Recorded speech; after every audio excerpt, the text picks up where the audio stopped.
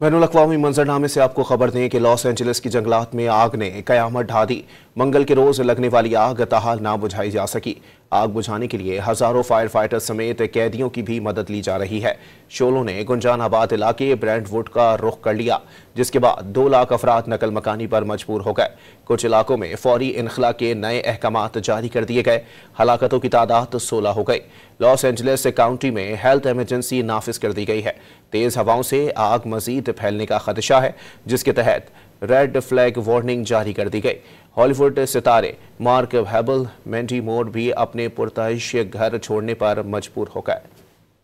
बैनुल अक़वामी मंजरनामे से आपको खबर दें कि लॉस एंजलिस की जंगलात में आग ने कयामत ढा दी। मंगल के रोज लगने वाली आग ताहाल ना बुझाई जा सकी। आग बुझाने के लिए हजारों फायर फाइटर समेत कैदियों की भी मदद ली जा रही है।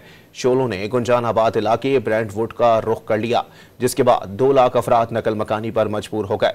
कुछ इलाकों में फौरी इनखला के नए अहकामात जारी कर दिए गए। हलाकतों की तादाद 16 हो गई। लॉस एंजलिस काउंटी में हेल्थ इमरजेंसी नाफिज कर दी गई है। तेज हवाओं से आग मजीद फैलने का खदशा है, जिसके तहत रेड फ्लैग वार्निंग जारी कर दी गई। हॉलीवुड सितारे मार्क हैबल, मैंडी मोर भी अपने पुरताइश घर छोड़ने पर मजबूर हो गए।